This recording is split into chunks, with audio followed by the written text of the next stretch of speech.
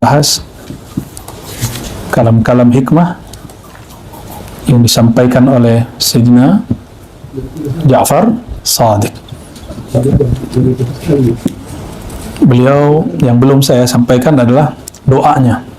Beliau punya amalan doa, Allahumma a'izni bi ta'atik wa la tukhzilni bi ma'asiyatik. Itu doanya. Allahumma a'izni bi ta'atik. Situ cetakannya Bapak ya.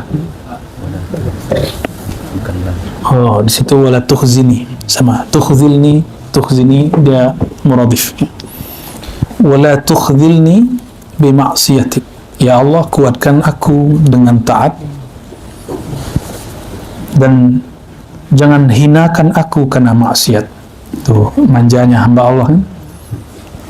Pengennya minta taat, kalau maksiat nggak mau dihina. Itulah ajaran Imam Ja'far, mengajarkan kita membangun harapan kepada Allah Subhanahu wa Ta'ala. Nah, masih banyak doanya, tapi kita sampai di situ aja. Berikut itu doa tentang rezeki.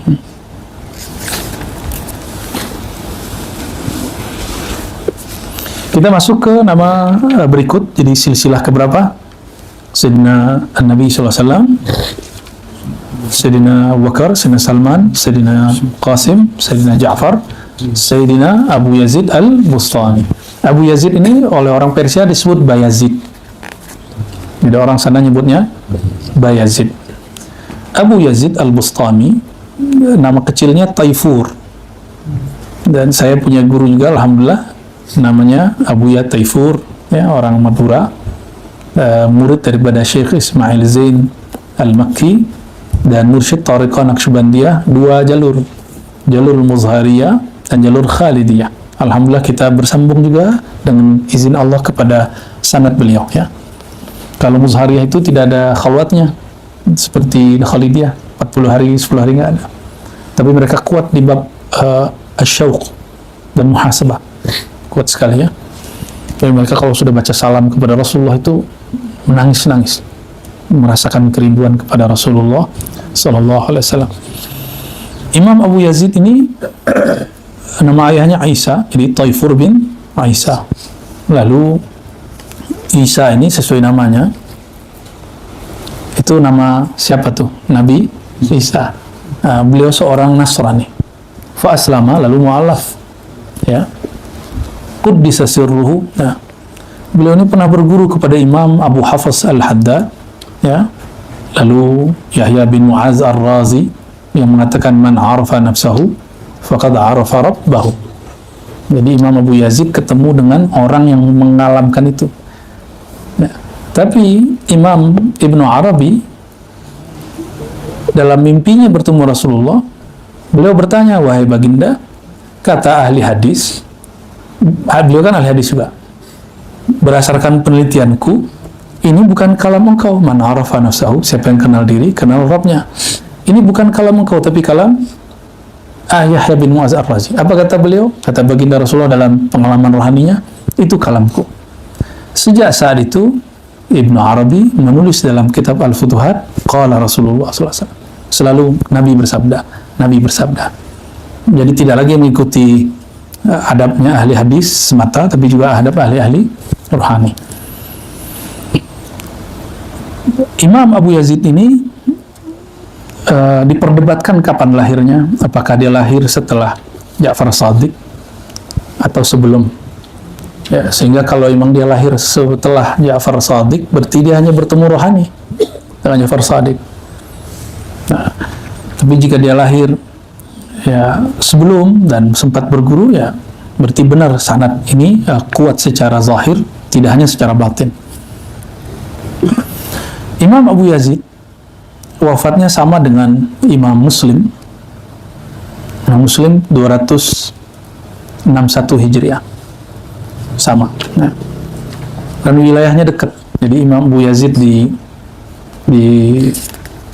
Taifur, di Bustam, ya, di Persia, sedangkan Imam Muslim di daerah Naisapur.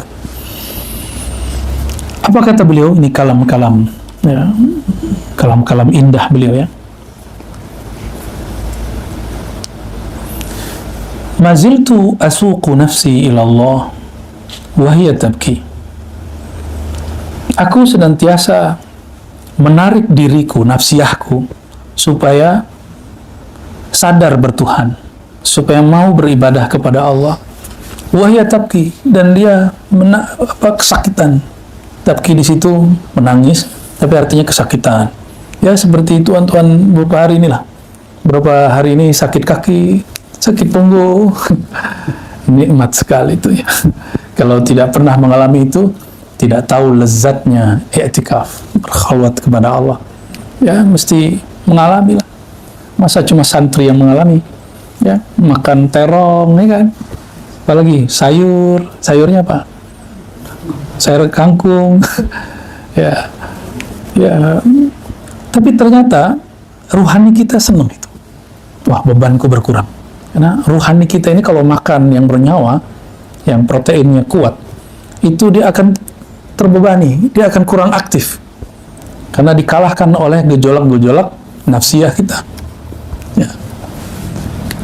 Nah, nanti ketemu di sini apa kata beliau, nyambung di sini. Aku, kata beliau, suktu nafsi ilallah wa hiya tabki ila an suktuha wa hiya tadhab. Lama-lama aku didik dari kaki kesemutan, rasa kaki gajah, punggung sakit, lama-lama rasa sakit hilang. Berikut dengan tertidur di dalam zikir. Nah, ini saya kasih tahu, an-naumu qabla dzikr syai' wan-naumu fi dzikri syai'. Tidur sebelum zikir itu berbeda dengan tidur di dalam zikir. Tidur sebelum zikir ghaflah, lalai. Tapi tidur dalam zikir, saat zikir tertidur, itu anugerah dari Allah SWT. Itu bukanlah tidur. Di saat ruhani kita Allah terbangkan. Cuma ketika balik ke badan, ada yang kita ingat, ada yang kita tidak ingat. Karena kemampuan kita secara rohani mengingat tidak sekuat Rasulullah SAW. Itu dalilnya ada. Rasulullah SAW mengatakan orang-orang yang tidur dalam keadaan suci, ala tahara, ketika dia tidur, maka ruhaninya terbang ke alam malakut. Jadi mohon maaf ya, ini rahasia yang ditulis mereka, dan Rasulullah pernah buka itu. Kalau kita berzikir, ngantuk, zikir terus. Dan berzikir lelah dan kaki sakit, badan ngantuk, mata ngantuk, kita terus zikir. Lama-lama sakitnya hilang, badannya tidak terasa. Disitulah terasa seperti tidur, tapi itu bukan tidur. Ini bukan menghibur yang ngorok lagi zikir ya. Tubuhnya mati sebelum dia sebenar-benar mati. Nah, kalau ini dilatih terus, kata salah satu mursyid saya, orang ahli zikir, beliau masih hidup di negeri kita ini ya. Orang yang ahli zikir, jika rajin belajar zikir, berlatih zikir, dia akan meninggal seperti dia tertidur dalam berzikir. Nah, makanya kita latih-latih begitu. Jadi kalau tidak pernah mengalami itu, gimana nanti kita mau mati? Mati sedang main handphone? Mati sedang nonton TV? Mati sedang maksiat? Nauzubillah min dzalik. Mati sedang jalan-jalan? Mati sedang makan? Sedang kuliner? Mati sedang apa? Mati yang terindah, mati dalam nama yang maha mematikan. Itulah an-naum fit. Jadi kalau itu terjadi, nikmati, dan nggak akan sering terjadi nikmatnya. Yang ada mungkin tiba-tiba hilang ya, tapi tidak ada nikmatnya. Tahu-tahu sudah masuk alam lain, alam kubur. Ya, kalau tidak balik, mati suri. Syukur-syukur balik. Nah, kita berdoa semoga umurnya panjang dalam taat kepada Allah Subhanahu wa taala. Ya. Amin. Jadi kata beliau, aku tarik diriku, aku didik diriku, aku hajar diriku, aku disiplinkan diriku, nafsiyahku, tubuhku, mataku, tanganku, punggungku. Dan dia yabki, ya tabki, ya semuanya mengeluh. Jadi ketika kaki kita kesemutan, dia sedang ngasih tahu, woi sakit, woi sakit. Punggung kita ngomong, hoi, yang punya tubuh sakit, tidur. Jadi demo dia. Dan tidak semua yang demo itu harus dituruti. Karena yang demo itu kadang dia tidak tahu apa yang sebenarnya sedang terjadi. Bahwa di dalam ini sudah ada mekanisme gaib, khazanahnya Allah sedang Allah turunkan melalui tetesan kalimat Allah. Satu nama Allah masuk dalam kalbu seumur hidup cukup sebenarnya. Ya. Masalahnya dari kemarin baca nama Allah masuk nggak? Tapi insya Allah dengan talqin dari pagi sudah banyak yang masuk. Ya. Jika tuan-tuan semua berzikir, lalu apabila menyebut mata dipejam, lidah dikunci, sebut nama Allah di kalbu, fikirannya tidak bisa diatur, maka zikir dengan lisan. Sekitar 33, 70, 100, balik lagi ke dalam kalbu, kunci lagi lidahnya. Itu ya. Itu caranya. Nanti pikiran begitu lagi. Jadi sebenarnya di saat orang berzikir, dia sedang menembus alam pikiran dia. Itulah anehnya. Lagi tidak zikir, pikiran kita santai. Tapi kalau sedang berzikir, seperti melihat apa saja yang mau dilihat ada. Benar nggak? Apa aja ada. Nah, itu alam hijab pikiran kita, namanya hijab fikrah. Hijab fikrah ini agak berat. Nah, itu sebabnya dikurangi makan, dikurangi buka handphone. Bahkan buka handphone itu paling mengganggu sekali. Ya. Jadi kalau tuan-tuan masih buka handphone, zikir 23 jam, buka handphone setengah jam, itu rusak semua. Khusus bab latihan zikir ya. Jadi nggak usah, udah nonaktifin dulu. Ya. Kadang iseng-iseng sepertinya ya, masih coba lihat-lihat. Nah, itu mengganggu sekali. Jangankan kita, ada orang ahli zikir, dia tidak suka gosip, bercerita tentang aib orang. Tapi ada orang bercerita di samping dia langsung terfikir ke sana. Apalagi kita buka sendiri ya. Khair.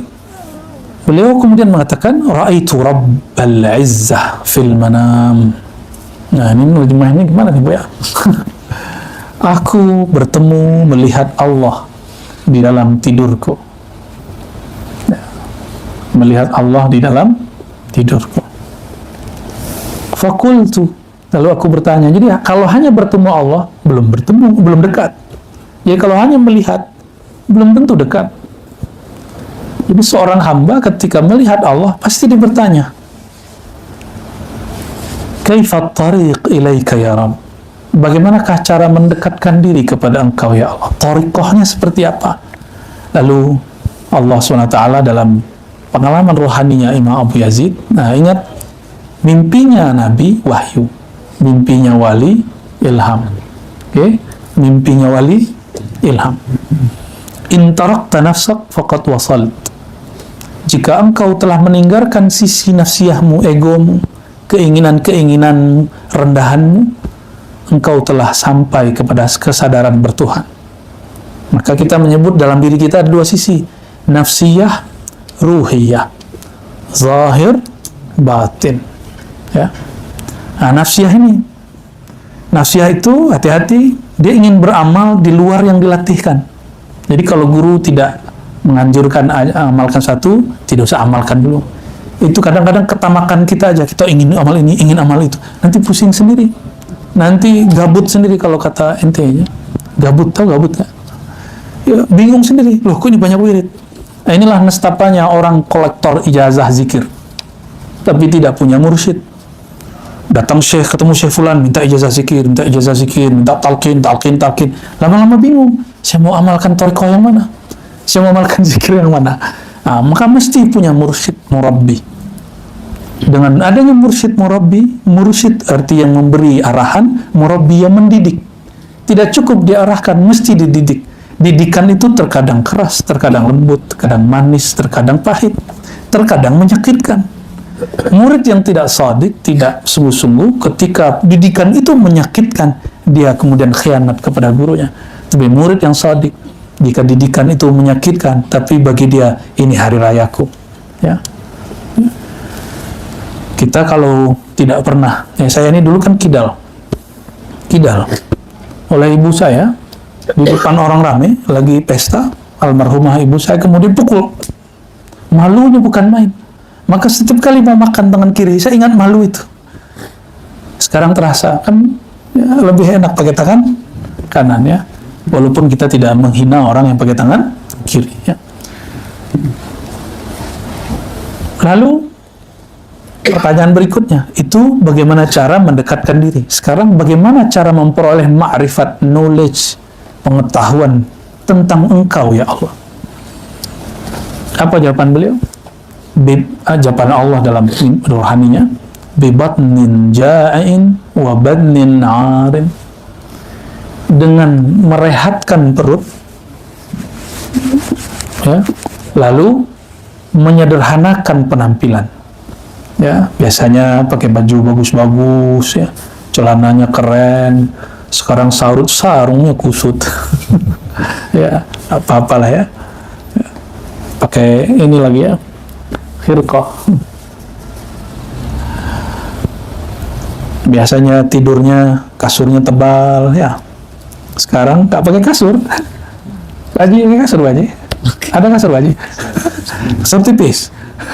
Kasur lipat, Masya Allah.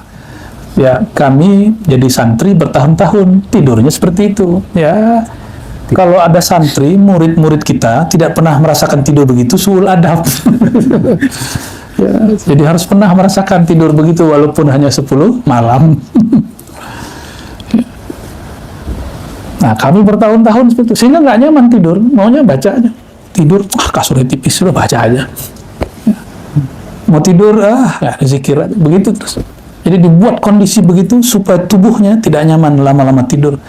Dan coba rasakan ketika koneksi keluar dikurangi, tidurnya sedikit tapi terasa nikmat sekali. Terasa betul-betul tidur ya, tidak ada gangguan, mana nggak? Alhamdulillah ya. Bagaimana cara memperoleh ma'rifat? Ini baru zahirnya. Kosongkan perutmu, wadah. Tanggalkan pakaianmu. Maksudnya, kosongkan wadah batinmu. Lepaskan jubah-jubah keilmuanmu. Sehingga barulah Allah memberikan ilmu kepadamu. Kalau kita masih merasa berilmu, itu ada jubah kesombongan. Allah tidak kasih kita ilmu, dia sudah merasa berilmu. Nanti di ajaran zikir, zikir ini mah sudah saya amalin sekian tahun. Ya, itu orang nggak akan nyaman. Yang lain sudah nikmat, dia nggak nyaman berzikir. Ya. Maka saran saya nanti berguru ke siapa saja, lalu tutup dulu. Jadi kita berguru itu anggap banyak file. Guru A filenya 1, file 2, file 3, banyak guru nggak apa-apa. Ketika berguru ke si fulan, tutup file yang lain, pakai filenya dia aja. Itu cara saya mengkondisikan hati supaya tidak ngomong gini, oh ini saya sudah belajar, oh ini saya sudah belajar. Nah, kalau itu terjadi, tidak akan pernah mendapatkan ma'rifat. Orang-orang lama, kalau diajar gurunya, ayo zikir. Nanya, wahai Tuan Guru, kenapa ini zikir begini? Kenapa zikir keras? Kenapa zikir lembut? Kenapa lidah... Dulu tidak ada jawaban. Guru cuma, kalau kamu mau jadi murid saya, amalin, jangan banyak tanya. Zaman sudah berubah. Sekarang kalau ada orang bertanya, harus dijawab. Ya, karena beberapa orang udah buat kaidah, ciri-ciri ajaran sesat disembunyikan. Kita buka ilmu ini. Setelah kita buka, marah juga mereka. Ya. Ilmu ini kok dibuka? Ini ilmu rahasia. Loh, rahasia kok dicetak, ya nggak? Yang rahasia itu hasil pengalamannya. Manual caranya sudah ada. Itu nggak rahasia. Yang rahasia itu hasilnya. Buku cara jadi orang pinter banyak. Buku cara jadi orang kaya banyak. Tapi orang mencapai kekayaan itu rahasia. Orang mendapatkan kecerdasan itu rahasia. Bukunya sama. Ya, sama-sama thariqahnya, yang berbeda riyadhahnya. Sama-sama rumah makan Minang, rumah makan Padang, yang berbeda kokinya. Ya, kokinya perlu, walaupun mereknya sama, rumah makan Padang. Tapi ketika kokinya lain nggak rasanya. Bahan sama, daging, santan, apalagi saya nggak tahu tuh bahannya rendang apa gitu. Semuanya lah. Ada orang yang memasukkan daging dari awal, dagingnya hancur nggak? Hancur. Ya, ada orang yang masukkan daging telat, nanti dagingnya keras. Ada orang yang tahu tidak perlu pakai time, dia sudah punya rasa, dia pakai hidung. Oh, santannya sudah mulai nyatu. Ada orang yang tidak mengaduk santannya, sehingga santannya berpisah dengan airnya. Dimasukkan daging, rasanya nggak jelas. Mengaduk itulah tugasnya guru. Mengaduk itulah kenapa kita ada zikir khataman, tawajuhan, zikir jamaah, berdoa, lalu teman-teman kemudian ikut mengaduk sendiri. Ya, saya masih ingat ibu saya dulu kalau buat rendang, beliau aduk pertama kali setelah 3 menit, kamu sini, aduk ya, tungguin 10 menit, oh pegelnya bukan main. Tapi rasanya setelah itu nikmat. Nah, inilah yang maksud beliau tadi di depan. Aku berlelah-lelah, capek-capek, mendidik diriku, tapi ujungnya rendangnya nikmat, zikirnya lezat. Ya, insya Allah. Kalau tubuh ini senang makan daging, makan rendang, makan sayur, makan dagingnya kolbu, menyebut nama Allah Subhanahu wa Ta'ala. Jika tidak ditalqin, tidak diaduk, maka nanti tidak akan pernah menikmati lezatnya zikir. Jadi, ini kabar, nggak tahu kabar baik apa kabar buruk. Jika berzikir terkadang nikmat, terkadang tidak, itu namanya lelah dalam mengaduk. Sabar-sabar aja. Nanti lama-lama lelah mengaduknya hilang. Yang muncul adalah si rendangnya sudah siap saji. Ya, zikirnya bisa dibawa kemana-mana. Insya Allah ya. Kenapa saya gunakan rendang? Karena saya suka rendang. Dan tinggal di kampung rendang ya, jadi nggak usah bawain rendang kepada kami. Rendang saya banyak. Bulan bunda kita juga jago buat rendang ya.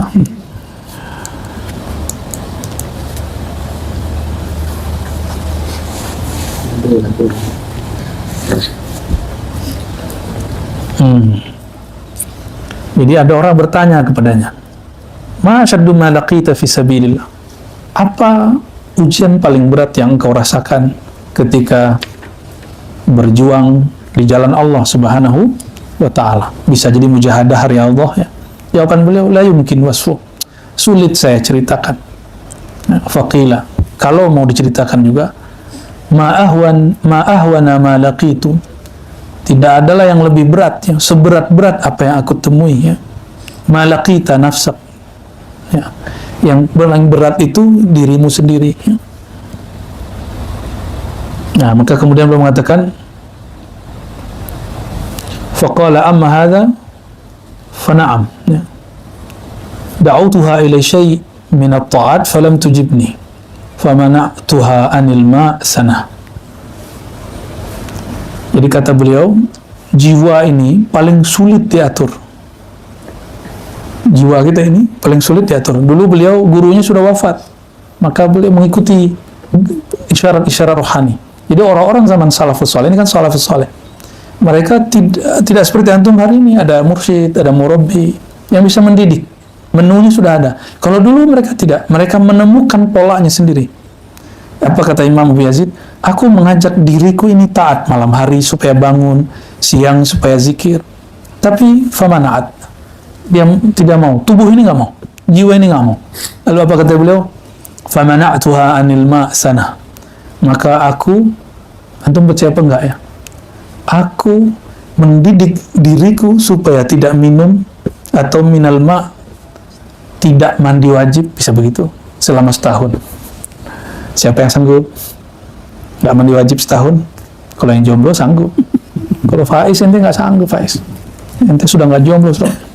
Nah, ma' di sini bisa minum, tidak minum setahun, mungkin nggak? Ya, saya percaya, saya punya guru, dia puasa tidak minum air setahun. Ada yang tidak tidur setahun. Terus gimana asupan airnya? Tidak tahu. Saya nggak tahu. Ya. Ada orang begini, Abu Yazid orangnya. Famana'tu, ya. Famana'tuha anil ma'sana. Aku menahan diriku dari air. Nah, namun yang paling manusiawi maksudnya adalah beliau berpuasa selama setahun, itu paling pas. Berpuasa selama setahun. Ini takwil, kalau mau ditakwil secara syar'i ya. Wa qala an-nasu kulluhum yahrabuna minal hisab. Ini tuan-tuan, ini kalau nanti ada pengadilan, ada panggilan, belum di pengadilan, panggilan rekap semua amal kita di dunia, lari nggak? Harusnya kita lari ya. Betapa banyak orang hari ini ketika dipanggil KPK lari, mangkir, bener ya? Nah, tapi Imam Abu Yazid ketika ditanya, ketika mengatakan nanti manusia, kalau kita bercerita tentang padang mahsyar lalu sampai di fase kelima apa keenam itu, yaitu hisab.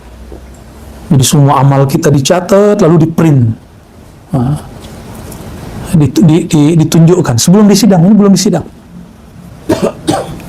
Rata-rata semua orang yahrabun, mereka lari. Apa kata beliau? Wa yatafuna wa ana as'al, lain denganku. Kalau aku ingin cepat-cepat dihisab. Bingung muridnya. Loh, kenapa Tuan Guru?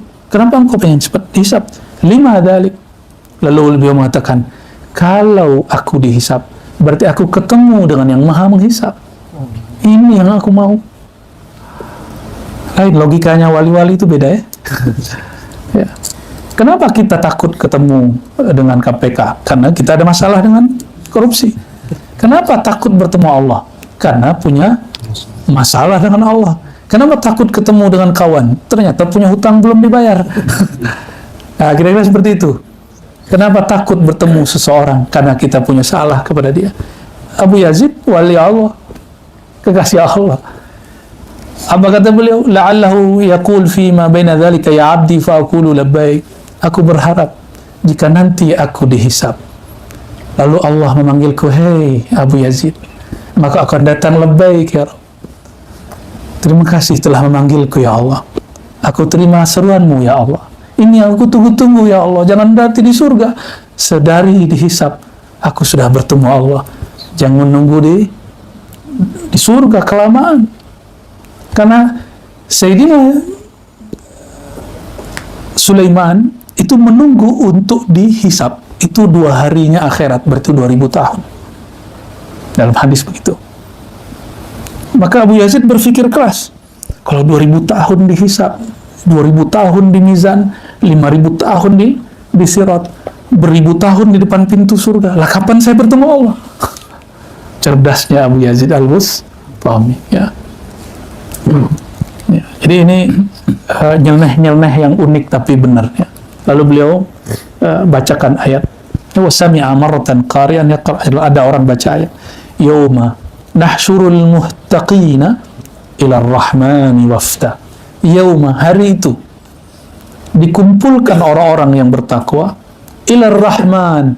Kalimatnya bukan ilallah, ila ar-rahman, kepada yang maha mengasihi. Jadi kalau orang bertakwa yang dikumpulkan kemana? Ilar Rahman. Tapi kalau hamba biasa, bukan ilar Rahman, ilallah. Itu beda. Ya? Kalau ilallah, siap-siap dihisab lama. Kalau ilar Rahman, wafda, dianggap sebagai utusan tamu. Kalau tamu dihormati gak? Yang nyuruh kita menghormati tamu Rasulullah. Siapa yang nyuruh Rasulullah? Allah. Kalau kita jadi tamu Rahman, pasti Allah kemudian menghormati. Dah kamu duduk situ, hisabnya selesai. Maka Sayyidatuna Aisyah bertanya, wahai Rasulullah, apakah semua orang dihisab? Betul, tapi hisaban yasira, hisab yang ringan, formalitas. Ya, masuk ke satu negara, ditahan dulu nggak, imigrasi, ya, atau gimana? Mungkin antum punya catatan yang gelap dalam catatan dia, atau langsung masuk, tidak fingerprint, tidak difoto, langsung masuk. Atau ada yang lebih spesial lagi, jalur khusus. Ada yang jalur-jalur begitu? Nah, itulah orang-orang spesial yang jalur khusus tadi, ya. Fabaka hatta jarad dam'u 'ala al-minbar wa saha qailan ya 'ajaban kaifa yuhsharu ilaihi man kana jalisu. Bayangkan kalau yang dipanggil, yang dikumpulkan itu teman ngobrolnya Allah di dunia. Bagaimanakah cara Allah menghisapnya? Bagaimanakah cara Allah menyambutnya? Ketika kalimat ini dibacakan dengan zauk waktu itu, maka semuanya berteriak. Ya, saya sudah lewat halnya kemarin ya di kamar, di ruang. Di sini kita baca yang sederhananya. Jadi ketika Sayyidina Abu Yazid menyampaikan ini, beliau ingin berkalam. Allah dulu semasa di dunia berkalam lewat Sayyidina Muhammad SAW. Ana jalisun man dzakarani. Akulah teman ngobrol, teman duduk jalis, orang yang nyebut-nyebut nama aku, orang yang selalu meneteskan nama Allah di kalbunya, yang mengguncangkan nama Allah di dalam dadanya. Ana jalis, akulah teman duduknya. Jika nanti dihisab, kira-kira Allah menyambutnya seperti apa? Jika nanti si hamba dipanggil, wahai hambaku, maka si hamba akan jawab, labbaik ya Rabb, labbaik ya Rabb, aku terima panggilan Engkau ya Allah. Oleh karena itu, jadilah jalisullah fil ardh, teman ngobrolnya Allah di muka bumi. Sebutlah namanya lebih sering, maka nama kita akan sampai di sisinya. Bahkan sesekali diajak bicara. Makanya Imam Abu Yazid dalam zikirnya, Ibu Yazid ini tidak pernah tidur merebah, dia tidurnya pasti duduk. Jadi jika dia mengatakan ra'aitu rabbi fil manam, aku bermimpi bertemu Allah dalam tidur, itu di dalam zikir. Lagi duduk di bertemu Allah, tubuhnya di bumi, rohaninya mi'raj ke arasnya. Wali-wali tubuhnya di bumi. Kalau Nabi Muhammad SAW dengan tubuhnya naik ke aras. Itu Sayyidina Abu Yazid Al-Bustami. Maka ada beberapa riwayat bahwa Abu Yazid Al-Bustami ini setiap hari rohaninya bernaik pelak. Setiap hari. Karena dia setiap zikir, tubuhnya seperti tertidur, tapi rohaninya terbang. Orang melihat dia ngorok, nengkur, tapi ketika rohaninya. Dan orang seperti itu akan ada setiap masa. Dia tidurnya bukan tidur. Apa kata baginda Rasulullah SAW? Tanamu ainayya, yanamu ainayya, wala tanamu qalbi. Mataku tertidur, badanku terlihat lemas, hidungku mendengkur, tapi kalbuku tetap terhubung kepada Allah Rabbul Alamin. Itulah amalan beliau. Maka sekali seumur hidup mesti merasakan ini, walaupun sekali, syukur-syukur berkali-kali. Mata tidur, hati bangun. Bangun dengan apa? Dengan zikrullah. Karena orang yang berzikir kal hayy, seperti orang yang hidup. Jadi tuan-tuan ini kalau tidak zikir itu dilihat oleh ahli marifat bangkai yang sedang jalan. Tapi kalau zikir terlihat ada cahaya. Cahaya. Nah, apa beda zikir kita dengan hewan dan tumbuhan? Yusabbihu lillahi ma fis samawati wal ard. Bertasbih yang di langit, yang di bumi. Malaikat berzikir karena daruri, karena tabiatnya diciptakan seperti robot nur. Jadi dia diciptakan begitu. Tumbuhan sama. Ini kalau ada nanti beberapa kita akan diizinkan Allah mendengarkan tasbihnya pepohonan, tasbihnya air. Tidak semua dapat, hanya beberapa orang. Termasuk tasbihnya benda-benda, tasbihnya hewan. Tapi semuanya bertasbih ittirari, karena Allah paksa dia. Kalau manusia berzikir ikhtiyari, karena dia sadar memilih dia berzikir. Itulah sebabnya kenapa kaki terasa sakit. Jadi nikmati itu. Itulah kenapa yang dapat pahala dari zikir bukanlah hewan, bukan tumbuhan, bukan juga malaikat. Yang dapat pahala itu manusia. Ya. Pahala tertinggi adalah ridha Allah Subhanahu wa ta'ala. Nah, lalu ada orang datang kepada beliau, bertanya. Nah, ini sunnah kalau datang kepada guru. Ada yang kurang berkenan di hati kita, ada yang kurang kenapa zikir tidak nikmat,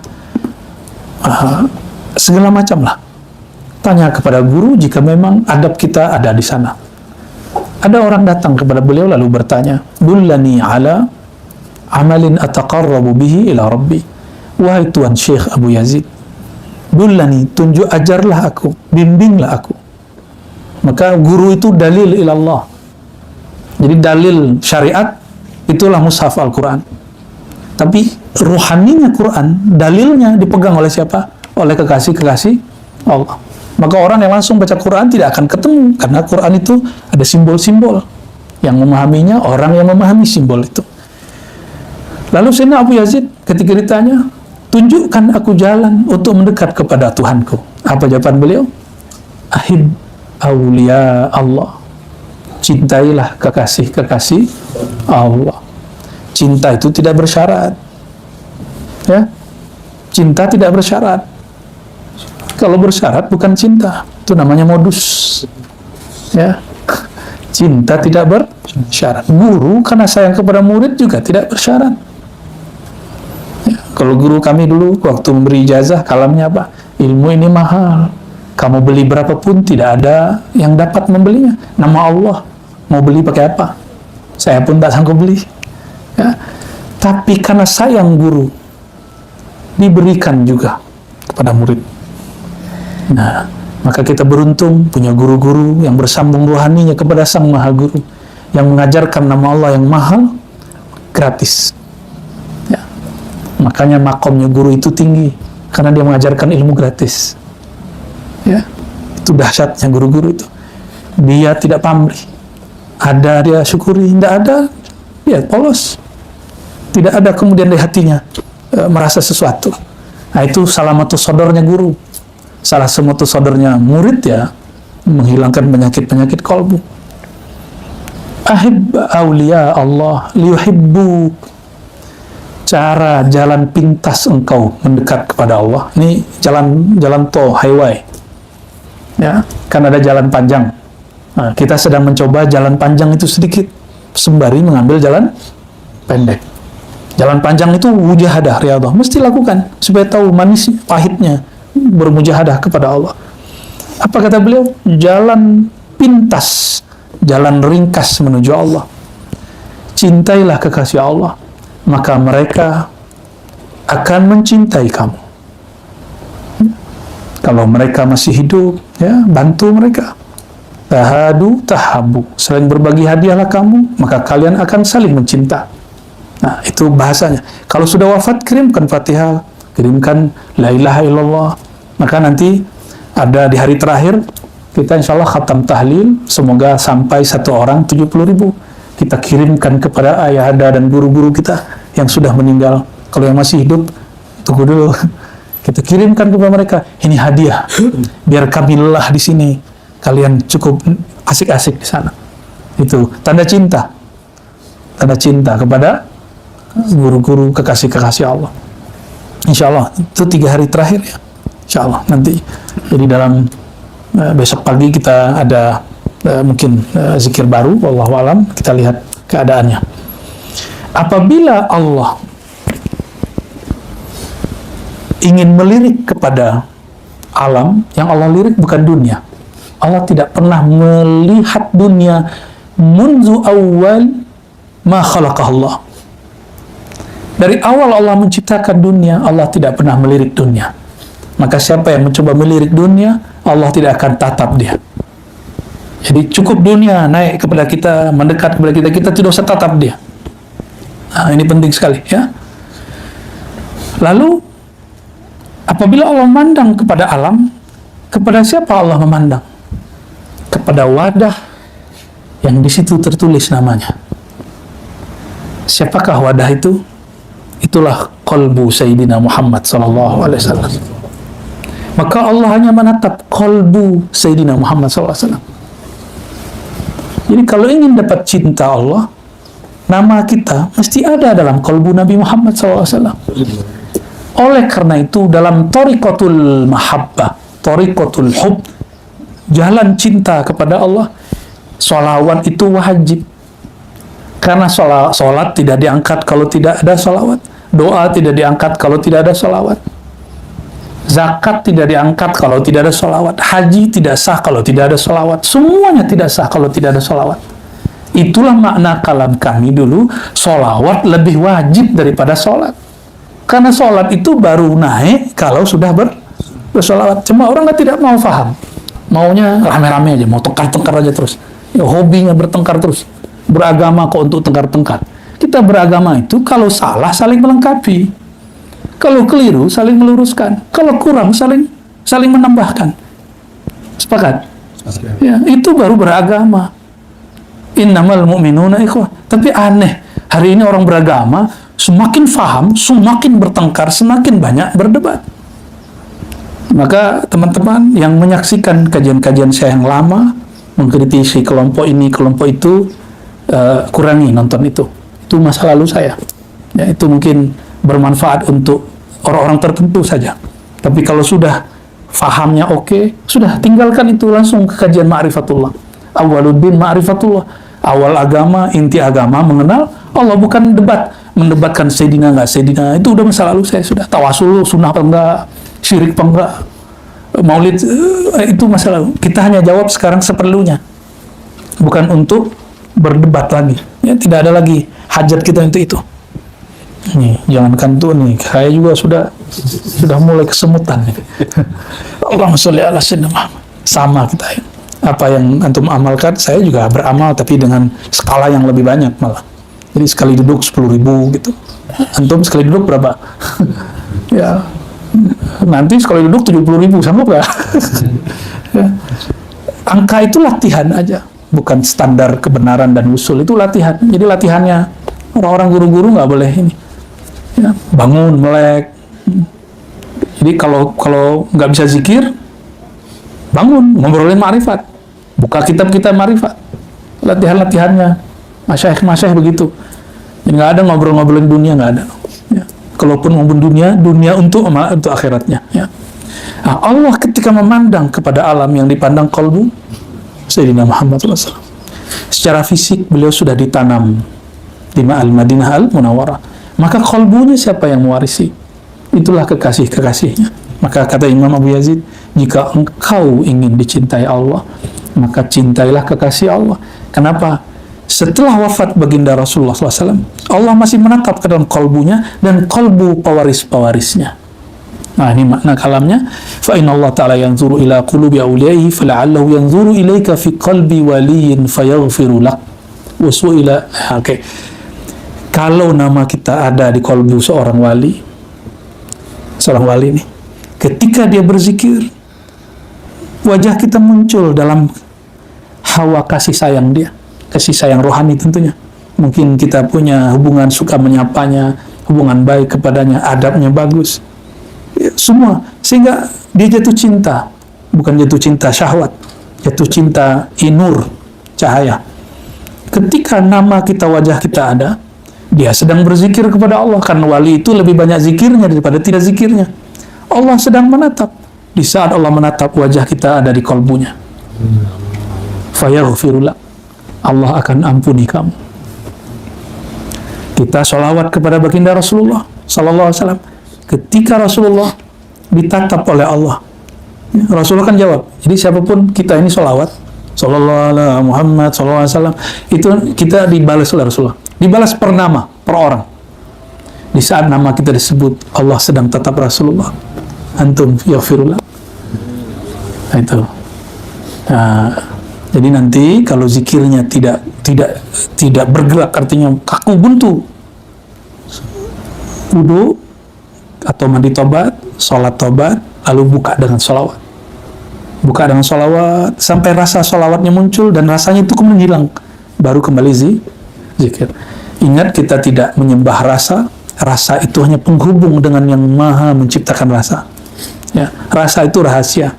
Perlu ada, tapi tidak mesti selalu ada.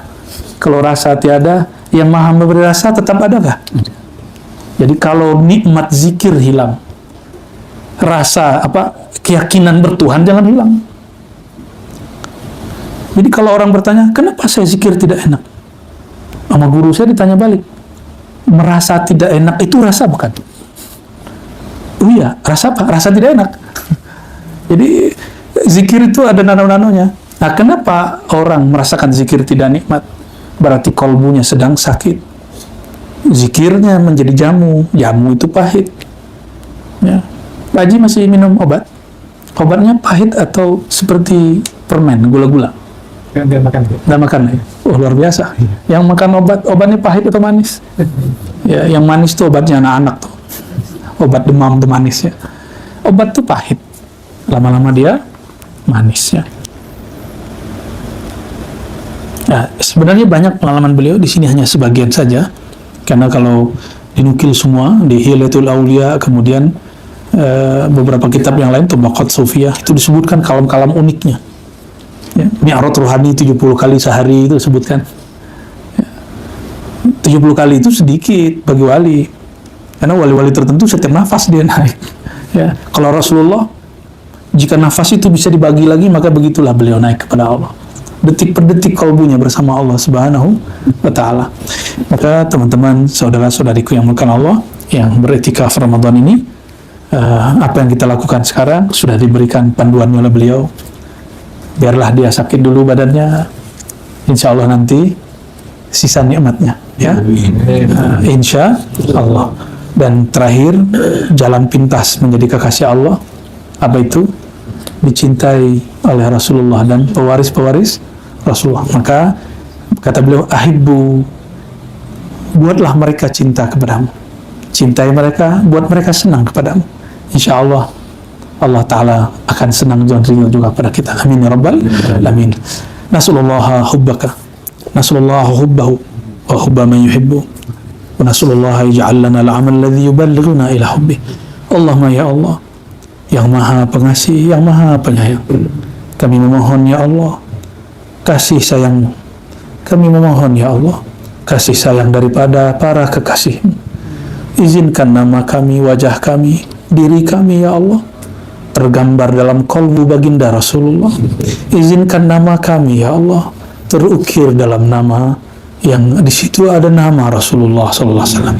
Izinkan ya Allah kekasih-kekasih Engkau senang kepada kami. Izinkan ya Allah para aulia-aulia Engkau tidak bosan bertemu kami. Izinkan ya Allah jika kami salah-salah adab kepada mereka, berikan kami maaf, berikan kami kesempatan memperbaiki diri. Allahumma ya Allah, tutuplah aib guru-guru kami, aib para wali-wali Allah dari mata kami. Ya Allah, tutuplah aib mereka dari pandangan kami, sehingga kami tidak berprasangka buruk kepada mereka, sehingga kami selalu tambah cinta kepada mereka. Allahumma ya Rahman ya Rahim, irhamna. Ya Allah, hanya kasih sayang-Mu yang kami harapkan, hanya kasih sayang-Mu yang kami minta. Ilahi anta maksudi wa ridhaka matlubi, a'tini mahabbataka wa ma'rifatak. ربنا آتنا في الدنيا حسنة وفي الآخرة حسنة وقنا عذاب النار. الحمد لله رب العالمين. الفاتحة.